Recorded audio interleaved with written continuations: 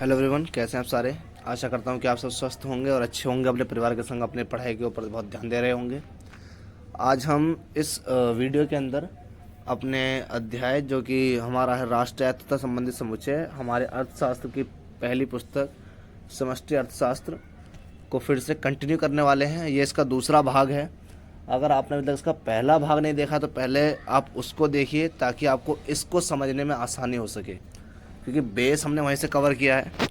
आज हम इसमें फिर से स्टार्ट करने वाले हैं अपना निवेश से। हमने स्थिर निवेश और मालसूची निवेश को पढ़ लिया था। अब हम इसमें देखने वाले हैं सकल निवेश और शुद्ध निवेश की अवधारणा को। इसे समझने से पहले एक चीज़ को समझिएगा कि सकल और शुद्ध का अर्थ क्या होता है, ठीक है। तो इसके लिए मैं एक एग्ज़ाम्पल लेना चाहूँगा। सपोज़ कीजिए, मान लीजिए कि आपने एक शर्ट खरीदी। क्या खरीदी? शर्ट ने आपने एक किताब खरीदी, पुस्तक खरीदी, है ना। उस पुस्तक का मूल्य 200 था, ठीक है। जो आपने नई पुस्तक खरीदी उसका मूल्य क्या था? 200 था, ठीक है। आपने उसको एक साल इस्तेमाल किया और अगले सेमेस्टर के बच्चों को वो बुक कम रेट में 160 रुपये की आपने दोबारा से बेच दी। तो इसमें जो हमारा ग्रॉस यानी कि सकल है वो 200 है, 200 रुपये, और जो हमारा शुद्ध है वो 160 रुपये है, और जिनके जो बीच का अंतर है 40, वो हमारा मूल्य ह्रास यानी कि डेप्रिसिएशन कहलाता है, ठीक है। हमने जो पुस्तक को इस्तेमाल किया उसके मूल्य में कमी आई 40 रुपये की। उस 40 रुपये को हम मूल्य ह्रास मानते हैं। किसी भी चीज़ का जो कुल जोड़ है वो सकल है और जो बचा हुआ मूल्य है वो शुद्ध कहलाता है, ठीक है। यही अवधारणा को हम निवेश में समझते हैं, ठीक है। तो सकल निवेश वो है कि आपने क्या करा। सपोज़ कीजिए कि आपकी एक फैक्ट्री है, वहाँ पे 10 मशीनें लगी हुई हैं, ठीक है। आपने सोचा कि मुझे अब और आय कमानी है और पैसा कमाना है, तो आपने और 5 नई मशीनें मंगा ली, ठीक है। अब आपने जो खर्चा किया 5 मशीनों को मंगाने के लिए, आपने 1 लाख रुपए खर्चा किया, ठीक है। अब 1 लाख के साथ साथ आपने सोचा कि जो मेरी पुरानी मशीनें हैं उनके अंदर थोड़ी सी टूट फूट हो गई है, इनकी सर्विस करवानी है। आपने 20,000 रुपये इसके लिए भी खर्च किए। तो आपका कुल निवेश क्या होगा? आपका कुल निवेश हो गया 1,20,000 का, ठीक है। लेकिन आपका जो सकल निवेश है वो तो 1,20,000 का हो गया, ठीक है, टोटल हो गया। लेकिन जो शुद्ध निवेश है वो मात्र 1 लाख का है, क्योंकि आपने नए सामान को मंगाने के लिए 1 लाख रुपए खर्च किए हैं। आपने जो टूट फूट पे खर्चा किया है वो आपका मूल्य ह्रास है, जो कि मूल्य ह्रास शुद्ध निवेश में शामिल नहीं होता, ठीक है। तो डेफिनेशन से अगर इसको हम समझना चाहें तो ये कुछ इस प्रकार से होगा कि सकल निवेश, इसमें एक लेखा वर्ष मतलब एक साल का समय, ठीक है, के दौरान उत्पादकों द्वारा नई परिसंपत्तियों की खरीद पर किया गया व्यय, वर्तमान परिसंपत्तियों के पुनः स्थापन पे किया गया व्यय, दोनों शामिल है। मतलब जो आपने नई परिसंपत्ति यानी नई मशीन हो गई, कोई भी स्थिर परिसंपत्ति खरीदी, उस पर जो आपने खर्चा किया, और जो पहले की आपकी परिसंपत्ति थी, जैसे हमने 10 मशीनों का एग्जाम्पल लिया था, उसकी टूट फूट, उसके ऊपर जो आपने खर्चा किया, उसमें जो पैसा गया, वो दोनों ही इसके अंदर शामिल है, ठीक है। परंतु शुद्ध के अंदर क्या होता है? इसके अंदर केवल नई परिसंपत्तियों पे खरीद के लिए जो हमने व्यय किया है वो शामिल है। इसके अंदर पुरानी जो मशीनों के ऊपर टूट फूट वगैरह है वो शामिल नहीं है। इसमें केवल उत्पादक द्वारा नई परिसंपत्तियों की खरीद पर किया गया कुल व्यय शामिल है। विशेष रूप से इसमें उत्पादकों द्वारा वर्तमान परिसंपत्तियों के पुनर्स्थापन पर किया गया व्यय शामिल नहीं होता, यानी कि हमारा जो मूल्य ह्रास है वो इसमें शामिल नहीं होता है, ठीक है। अब आता है हमारा अगला टॉपिक, स्टॉक एंड फ्लो, यानी कि स्टॉक एवं प्रवाह। स्टॉक और प्रवाह क्या चीज़ है तो समझना। कोई भी चीज़ या फिर कोई भी चीज़ अगर हम डाटा या फिर कोई भी चीज़ हम माने, उसको अगर हम एक निश्चित समय बिंदु पर माप सकते हैं, अगर हम एक निश्चित समय बिंदु पर वो चीज़ मापी जा सकती है तो वो हमारा स्टॉक कंसेप्ट कहलाता है। ठीक है, उदाहरण अगर हम लें तो 1 जनवरी 2019 को आपके बैंक में 20,000 रुपये हैं, तो हम मेरे बैंक में कितने रुपए हैं ये एक मैं निश्चित बिंदु पे बता सकता हूँ माप करके। ठीक है, प्रवाह क्या है? प्रवाह समय की एक विशिष्ट अवधि में मापी जाती है, मतलब एक टाइम पीरियड आ जाता है। उस टाइम पीरियड में अगर स्टार्टिंग पॉइंट और अगर एंड पॉइंट कोई शामिल है और जब आप उस डाटा को बता पा रहे हैं तो वह प्रवाह कहलाएगा। जैसे किसी की इनकम, अगर कोई व्यक्ति काम करता है, उसको जो पैसा मिल रहा है वो उसको 1 महीने के लिए मिलता है या 1 साल का मिलता है या 1 हफ्ते का, अगर कोई मजदूर है तो उसको 1 दिन का, तो उसका एक निश्चित बिंदु फिक्स नहीं है। उसके 2 टाइम पीरियड, अगर 1 महीने का तो महीने की स्टार्टिंग और अंत उसमें शामिल है ना। और अगर वो कहा जाए कि मेरी इनकम मेरे पूरे दिन की है तो मेरा सुबह से लेकर शाम तक का टाइम शामिल है। अब वो समय 1 घंटे का भी हो सकता है किसी चीज़ को नापने का, 1 दिन का भी हो सकता है, 1 महीने का भी और 1 साल का भी, वो जरूरी नहीं है। लेकिन अगर एक टाइम पीरियड आ रहा है तो वो प्रवाह कहलाएगा। और अगर एक निश्चित बिंदु पर आप किसी को माप सकते हैं तो उसका मतलब वो स्टॉक कहलाएगा। जैसे और उदाहरण लेते हैं तो स्टॉक के लिए हम ये कह सकते हैं कि वर्तमान समय पे आज की डेट में मैं एग्जैक्ट एक बिंदु निश्चित बिंदु की बात करूं तो इस टाइम मेरे पास 5 करोड़ की परिसंपत्ति है, तो ये एक स्टॉक है कि मैं इसको एक निश्चित बिंदु पे कह सकता हूँ। मैं ये नहीं कहूँगा कि मेरी 1 साल में 5 करोड़ की संपत्ति है, नहीं, मैं ये कहूँगा कि मेरे पे अभी और इसी समय 5 करोड़ की संपत्ति है। लेकिन अगर मैं कहूँ कि मैं प्रत्येक माह 5 करोड़ रुपए कमा रहा हूँ या फिर खर्चा कर रहा हूँ, तो ये एक प्रवाह है, क्योंकि 1 महीने के दौरान मैंने खर्च किया है। मैं ये नहीं कह सकता कि मैंने अभी इतने बजे मेरा इतने इनकम है अगर मैं कोई कार्य कर रहा हूँ तो मैं ये नहीं कह सकता कि मेरी 3 बजे की इनकम इतनी है, मैंने 3 बजे इतना पैसा कमाता हूँ, नहीं। मेरे एक जो वो कंसेप्ट होगा वो प्रवाह होगा। अगर मेरे किसी भी चीज़ को मापने में अगर एक टाइम ड्यूरेशन आता है, एक समय अवधि आती है, तो उसको हम प्रवाह कहते हैं। लेकिन अगर कोई एक समय अवधि नहीं है, एक निश्चित बिंदु पर आप उसी को माप सकते हैं, तो वो हमारा स्टॉक कंसेप्ट है। ठीक है,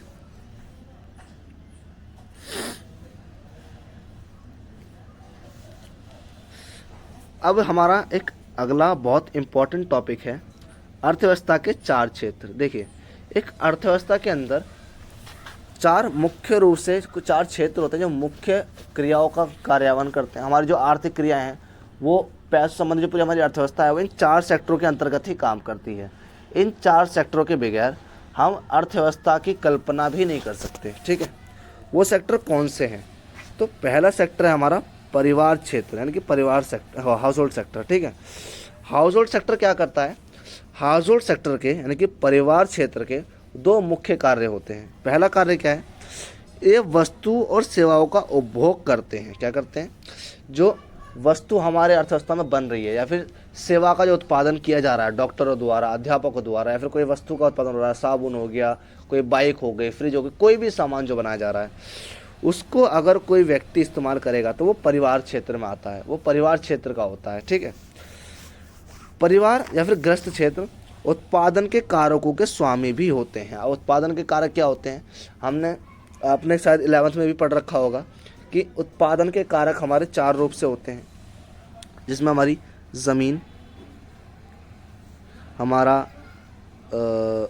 ज़मीन के साथ साथ हमारे पूंजी, हमारा श्रम और हमारा उद्यमशीलता, ये सब शामिल है। इसके बदले में हमें लोगों को आय मिलती है। लेकिन ये जो ज़मीन है, जो पूंजी है, जो उद्यमशीलता है और जो ये श्रम है, इन सब के जो मालिक होते हैं ये परिवार क्षेत्र के लोग होते हैं। ठीक है, अगर कोई पूंजी की बात करें, पैसा या फिर कोई मशीनरी वगैरह जो भी है, वो कहाँ से मिलती है? वो एक परिवार क्षेत्र से मिलती है। अगर हम श्रम की बात करें, मेहनत की बात करें, तो मेहनत करने वाला व्यक्ति भी किसी परिवार से आता है। उद्यमशीलता यानी कि एंटरप्रेन्योर भी किसी परिवार से ही संबंधित होता है। और साथ ही साथ जो हमारी ज़मीन होती है वो भी किसी परिवार के द्वारा ही होती है। जो ये हमारे उत्पादन के जो कारक होते हैं, इनका मालिकाना हक गृहस्थ यानी कि परिवार क्षेत्र के पास में होता है। ठीक है, उत्पादन क्षेत्र, उत्पादन क्षेत्र क्या करते हैं? ये अर्थव्यवस्था में उत्पादन इकाइयाँ हैं। ठीक है, अब उत्पादन इकाई मतलब जो भी प्रोडक्शन कर रहे हैं, जो भी कोई सामान बना रहे हैं। ठीक है, उत्पादन इकाइयाँ जो फैक्ट्री वगैरह हैं, इसमें हमारा उत्पादन क्षेत्र को हम फैक्ट्री वगैरह को गिनते हैं। ठीक है, ये क्या करते हैं? ये वस्तुओं और सेवाओं के उत्पादन में कार्य करती हैं। ठीक है, और ये उत्पादन के कारकों का इस्तेमाल करती हैं, जो कि परिवार क्षेत्र से या तो ये भाड़े पे लेती हैं या फिर खरीदती हैं। ठीक है, तो यही कह रहा है। इसमें अर्थव्यवस्था की सभी उत्पादक इकाइयाँ शामिल है। वस्तु और सेवाओं के उत्पादन हेतु फर्में उत्पादन के कारकों को परिवार क्षेत्र से भाड़े पर या लेती हैं या फिर उससे खरीद लेती हैं, है ना। अगला सेक्टर क्या हमारा, सरकारी क्षेत्र। सरकारी क्षेत्र हमारी जो देश है उसके लिए कल्याणकारी एजेंसी के रूप में कार्य करता है। उत्पादन के रूप में सरकार सम्मिलित होती है। कल्याणकारी एजेंसी के रूप में सरकार कानून व्यवस्था तथा सुरक्षा जैसे कल्याणकारी कार्य करती है। सरकार अर्थव्यवस्था में कर प्रणाली को भी ला कर रखती है और आर्थिक सहायता का भी प्रावधान रखती है। ठीक है, तो बाजार के अंदर सरकार द्वारा टैक्स, जिसको हम नॉर्मल टैक्स और सब्सिडी कह देते हैं, उनका भी कार्यवाहन सरकार द्वारा ही किया जाता है। विदेशी क्षेत्र हम हमारे देश को छोड़ करके जितने भी दूसरे देशों में हमारे या तो आयातक या निर्यातक हैं, वो सब हमारे विदेशी क्षेत्र में आते हैं। ठीक है, हम अपने सामान को या तो निर्यात करते हैं, फिर दूसरे के सामान को अपने देश में आयात करते हैं इस्तेमाल के लिए। उदाहरण के लिए अगर हम बात करें तो दुनिया भर में हमारे देश से बहुत सारा सामान बेचा जाता है। उदाहरण के लिए हमारे यहाँ से मसाले बहुत दुनिया भर में बेचे जाते हैं, हमारे यहाँ से अलग अलग तरह के कपड़े बेचे जाते हैं। ठीक है, और हम साथ ही साथ विदेश से भी बहुत कुछ मंगाते हैं। जैसे हम ईरान और रशिया से तेल इंपोर्ट करते हैं ना, हम तेल का आयात करते हैं। तो विदेशी क्षेत्र इन सब को ही दिखाता है। ठीक है, विदेशी क्षेत्र इसमें उन क्रियाओं को सम्मिलित किया जाता है जो वस्तुओं के निर्यात और आयात तथा घरेलू अर्थव्यवस्था में शेष विश्व के बीच पूंजी का प्रवाह दिखाते हैं। हमारी दुनिया के साथ हमारी जो पूंजी का प्रवाह है वो इसके अंदर सम्मिलित होता है। ठीक है, अगला टॉपिक है हमारा अंतर क्षेत्रीय प्रवाह। अंतर क्षेत्रीय प्रवाह से क्या अर्थ है, देखो, अंतर क्षेत्रीय प्रवाह हमें निर्भरता को दिखाता है। ठीक है, हमारा जो पूरा सेक्टर है वो एक दूसरे पे डिपेंड होते हैं, हमारे जो क्षेत्र हैं वो एक दूसरे पे निर्भर करते हैं। ठीक है, अगर कोई एक क्षेत्र हमारा बीच में से गायब हो जाता है तो पूरी अर्थव्यवस्था खत्म हो सकती है, अर्थव्यवस्था का कोई कार्य नहीं बचेगा। ठीक है, कैसे, आइए समझते हैं। अर्थव्यवस्था का प्रत्येक क्षेत्र एक प्रकार से या अन्य प्रकार से अन्य क्षेत्र पर निर्भर करता है, ये बात हमने देख ली। अंतर क्षेत्रीय अंतर निर्भरता के कारण वस्तुओं और सेवाओं के रूप में अथवा मुद्रा के रूप में अंतर क्षेत्रीय प्रवाह होता है। मुद्रा के रूप में अंतर क्षेत्रीय प्रवाह को मौद्रिक प्रवाह कहा जाता है और वस्तुओं का तथा सेवा का प्रवाह अंतर क्षेत्रीय वास्तविक प्रवाह कहलाता है। देखो, हमारा जो ये प्रवाह है, जो निर्भरता है, ये दो तरीके से है। एक है हमारी मौद्रिक और एक है हमारी वास्तविक। ठीक है, ये प्रवाह दो तरीके से हो सकता है। एक होता है हमारा मौद्रिक प्रवाह, एक होता है हमारा वास्तविक प्रवाह। ठीक है, कैसे है ये, तो वास्तविक प्रवाह के अंतर्गत क्या आता है, वास्तविक प्रवाह से अभिप्राय अर्थव्यवस्था के विभिन्न क्षेत्रों से वस्तुओं और सेवाओं का प्रवाह। मतलब जो हमारी फर्म्स हैं वो वस्तुओं और सेवाओं का उत्पादन करते हैं। हमारा जो उत्पादन क्षेत्र है वो वस्तुओं और सेवाओं का उत्पादन करते हैं, और इस वस्तुओं और सेवाओं का जो उत्पादन होने के बाद में परिवार क्षेत्र द्वारा ये प्रयोग किए जाते हैं। ठीक है, जैसे इस नीचे चित्र में दिखा रखा है कि परिवार क्षेत्र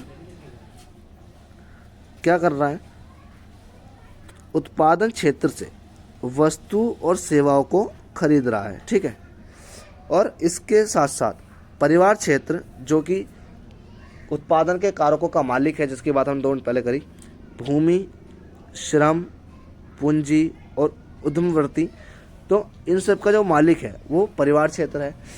परिवार क्षेत्र किसको दे रहा है, ये दे रहा है वो उत्पादन क्षेत्र को। तो इसके अंदर ये जो चक्र चल रहा है कि फर्म द्वारा उत्पादन करके वस्तु और सेवा परिवार क्षेत्र को दी जाती है और परिवार क्षेत्र द्वारा उत्पादन के कारक उद्यम क्षेत्र को दिए जाते हैं, यानी कि उत्पादन क्षेत्र को दिए जाते हैं। इसी को हम वास्तविक प्रवाह के नाम से जानते हैं। ठीक है, मौद्रिक प्रवाह क्या होता है, मौद्रिक प्रवाह के अंतर्गत हमारे मौद्रिक प्रवाह को दिखाया जाता है, जैसे पैसों से संबंधित प्रवाह होता है, जिसमें फर्म क्या करते हैं, वस्तु और सेवाओं को बेचते हैं, किसको, परिवार क्षेत्र को, और परिवार क्षेत्र क्या करता है, वस्तु और सेवाओं को खरीदता है पैसों में। ठीक है, और साथ ही साथ जो परिवार क्षेत्र कारक दे रहा था, उत्पादन के कारक दे रहा था, उनके बदले में वह आय प्राप्त करता है उत्पादन क्षेत्र से। ठीक है, तो बहुत ही सिंपल सी चीज़ है कि उत्पादन क्षेत्र क्या कर रहा है, सामान बना करके बेच रहा है, और जो परिवार क्षेत्र है वो कारक सेवा दे करके क्या कर रहा है, उनसे इनकम कमा रहा है। ठीक है, आय कमा रहा है। तो ये क्षेत्र एक दूसरे, ये फ्लो इसी तरह काम करता है, ये प्रवाह इसी तरह काम करता है। तो वास्तविक प्रवाह और मौद्रिक प्रवाह में आप अंदर समझ गए होंगे। अब आता है आय का चक्रीय प्रवाह। आय का चक्रीय प्रवाह मतलब हमारी अर्थव्यवस्था में तीन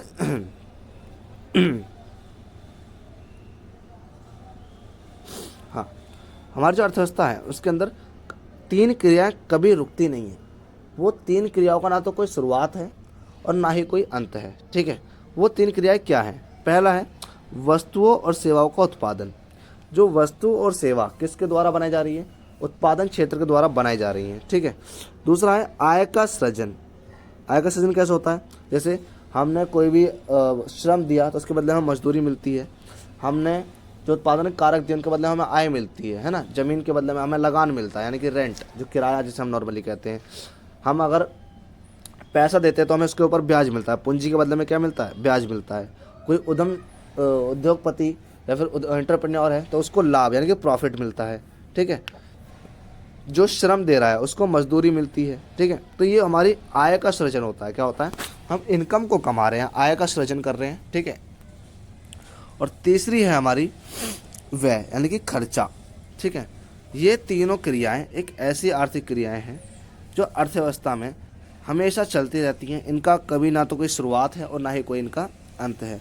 आय के चक्र प्रवाह का क्या मतलब है कि ये अर्थव्यवस्था के तीनों क्रियाओं को एक चक्र में बना दिया जाता है। इसी को हम आय के चक्र प्रवाह के रूप में जानते हैं। कैसे? आइए देखते हैं। तो इसे समझिएगा। हमारे चक्र प्रवाह की तीन अवस्थाएं क्या हैं? उत्पादन की अवस्था, आय सृजन और व्यय, इसे हम विन्यास भी कहते हैं। ठीक है, ये तो हमने देख लिया। होता क्या है, हम क्या करते हैं? प्रोडक्शन करते हैं गुड्स एंड सर्विस का। ठीक है, ये हमारी पहली अवस्था है। पहली अवस्था के अंदर हमने गुड्स एंड सर्विसेज यानी कि वस्तु और सेवाओं का उत्पादन किया। ठीक है, इससे क्या हुआ? लोगों को इनकम मिली। उत्पादन करने से इनकम कैसे मिली? क्योंकि हमने उत्पादन करने के लिए उत्पादन के कारकों का इस्तेमाल किया, और उत्पादन के कारकों का इस्तेमाल करने के बाद में उत्पादन क्षेत्र उत्पादन के कारकों के बदले परिवार क्षेत्र को इनकम के रूप में कुछ पैसा देता है। ठीक है, नॉर्मली हम पैसे की बात करते हैं, पैसा देता है। ठीक है, जैसे हम बात करते हैं कि अगर उत्पादन कारकों के लिए हमने श्रम दिया तो हमें वेतन मिलेगा। अगर हमने ज़मीन दी है तो हमें किराया मिलेगा। अगर एंटरप्रेन्योर ने मेहनत की है तो उसको लाभ मिलेगा। ठीक है, तो ऐसे ही उत्पादन के कारकों के बदले में हमें क्या मिलती है? दूसरी अवस्था में हमारा आय का सृजन होता है। क्या होता है? इसमें आय का सृजन हो जाता है। अच्छा, जब आय का सृजन होता है तो परिवार क्षेत्र क्या उस पैसों को रखेगा? थोड़ी। उसका क्या करता है? खर्चा करता है। तो तीसरी अवस्था में क्या होता है? उत्पादन के कारकों द्वारा कमाई गई इनकम का हम क्या करते हैं? खर्चा करते हैं, व्यय करते हैं। और व्यय किसके ऊपर होता है? जो उत्पादित वस्तु और सेवाएं थी उनके ऊपर हम क्या करते हैं? उस व्यय को करते हैं। इसी तरीके से ये तीनों अवस्थाएं आपस में लिंक होकर के एक चक्र बनाती हैं। ठीक है, इसी को चक्रीय प्रवाह कहते हैं। आय का चक्रीय प्रवाह, जो इनकम है वो कैसे आपस में घूम रही है, इसी को आय का चक्रीय प्रवाह कहते हैं। ठीक है,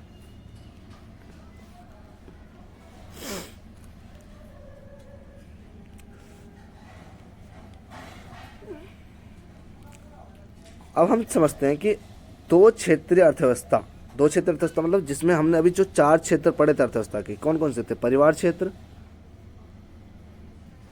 उत्पादक क्षेत्र,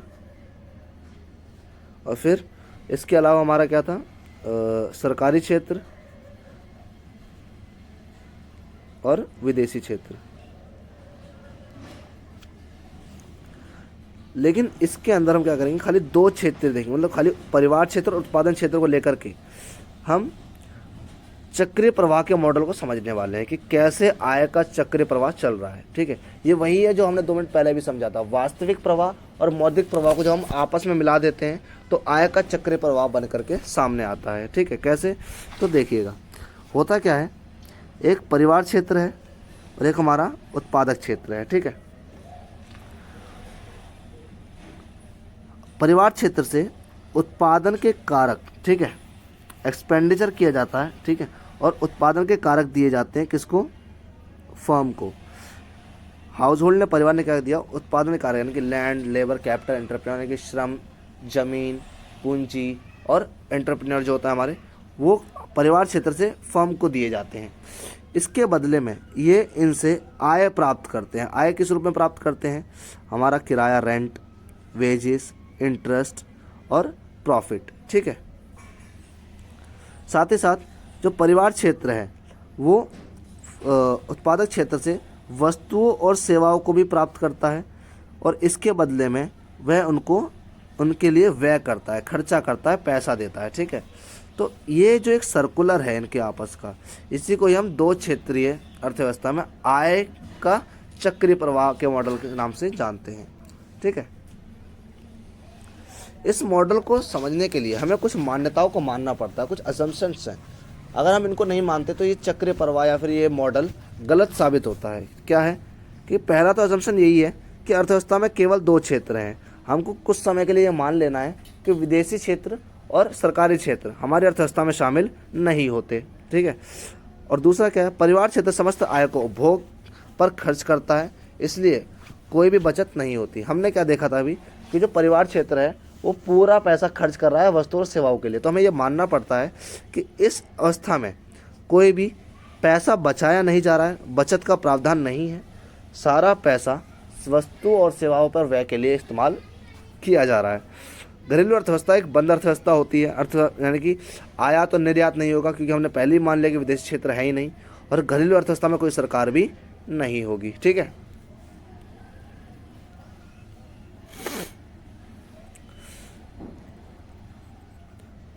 चक्रीय प्रवाह मॉडल के महत्व। अच्छा, ये इम्पोर्टेंस क्या है, सिग्निफिकेंस क्या है इसका? तो दो इम्पोर्टेंस में दिखाई हुई है। राष्ट्रीय आय का अनुमान, इससे हमें राष्ट्रीय आय का अनुमान लगाने में सहायता होती है। इसके अंतर्गत हम राष्ट्रीय आय के लिए पूरा श्रम पूंजी, यानी कि हमारे जो लोगों द्वारा कमाई गई इनकम है उसका जो कुल जोड़ होता है उसी को हम राष्ट्रीय आय कहते हैं। हमारे देश के अंदर जितने भी लोगों द्वारा जितना भी पैसा कमाया जा रहा है, जो उनका आय का सृजन किया जा रहा है, उस आय के सृजन को अगर हम एक साल की अवधि के दौरान जोड़ लेते हैं तो उसी को हम राष्ट्रीय आय के नाम से जानते हैं। अभी इस टॉपिक को आप अगले अध्याय में बहुत डीपली समझने वाले हैं कि राष्ट्रीय आय होती क्या है। तो राष्ट्रीय आय के आकलन में ये बहुत सहायता प्रदान करता है। ठीक है, दूसरा क्या है? अंतर क्षेत्रीय आत्मनिर्भरता का ज्ञान। इससे हमें ये समझ में आता है कि कोई भी सेक्टर इंडिपेंडेंटली वर्क नहीं कर सकता, अकेले कार्य नहीं कर सकता। सभी क्षेत्र आपस में एक दूसरे पर निर्भर करते हैं। इन क्षेत्रों के बीच आपस में पारस्परिक निर्भरता पाई जाती है। ठीक है,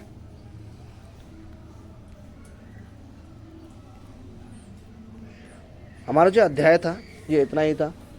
ये अध्याय ख़त्म हो चुका है। यूनिट 2 का जो पहला चैप्टर है उसका एंड हो गया है, लेकिन अभी यूनिट 1 के अंदर 2 चैप्टर और बाकी है।